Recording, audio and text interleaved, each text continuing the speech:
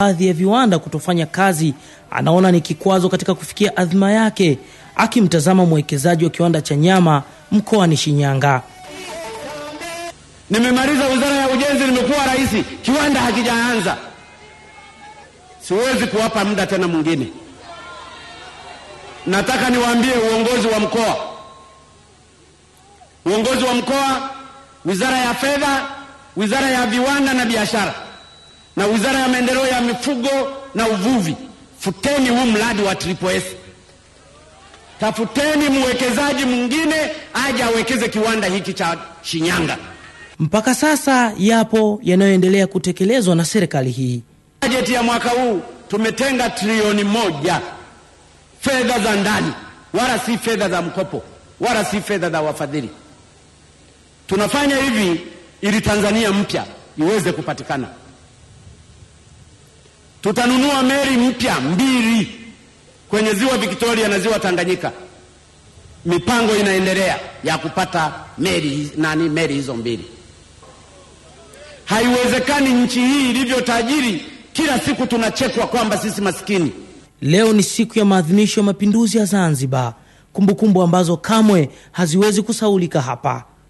Mapinduzi, mheshimiwa, ni kila kitu katika maisha yetu. Ni maisha yetu, ni uhai wetu, na ndiyo maendeleo yetu, na ndiyo utu wetu.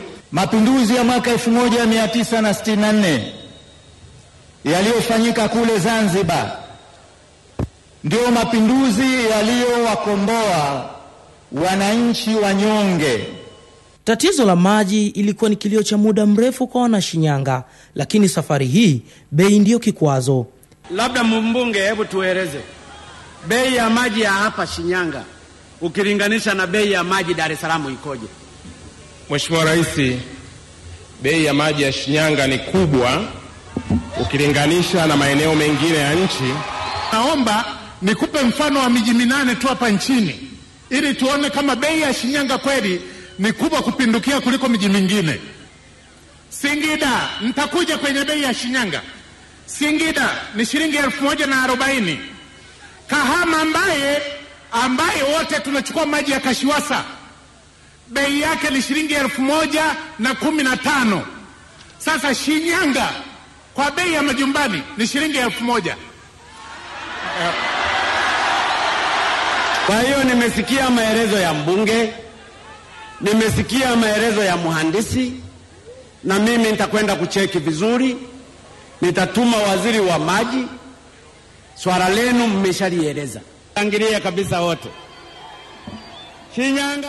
Ziara ya Rais Dr. Magufuli mkoani Shinyanga itadumu kwa muda wa siku 2, ambapo akiwa mkoani hapo atatembelea miradi kadhaa ya maendeleo. Sudi Shaban, Star TV. Naagana na viongozi wa dini bado. Na shukrani Sudi Shabani kwa taarifa hiyo. Mtoto mwenye umri wa miaka 6, Mkami Mwita, mkazi wa kijiji cha Komuge mkoani Mara, amefariki na watoto wengine 16 na wazazi wawili wakilazwa katika kituo cha afya Kinesi wilaya Rorya mkoani Mara baada ya kula chakula kinachodaiwa kuwa na sumu.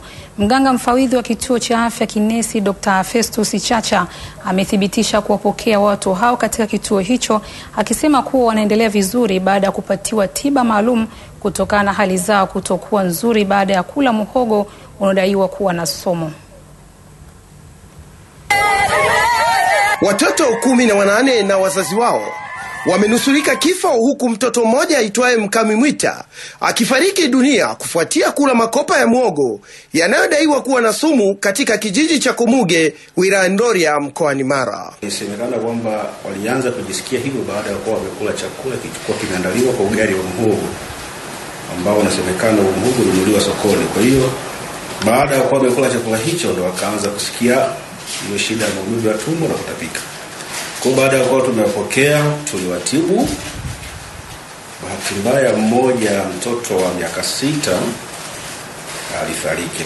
Aidha, tatizo hilo linaelezwa kuwa ni kutokana na njaa kali iliyopo katika wilaya hiyo inayotokana na ukame na magonjwa ya batobatokari na michirizi kahawia. Katika saa 7 nikawapikia ugali tukala.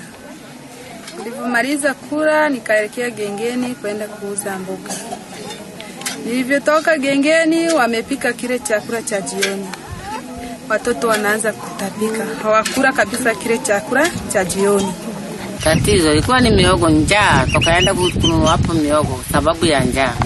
Ndio maana tulikula miogo hayo, kumbe ni machungu, ni mabaya, ndio watoto wakaumia hivyo. Viongozi wa serikali wa vijiji vya Komuge na Kyabaibi wanakiri hali si nzuri kufuatia wananchi katika maeneo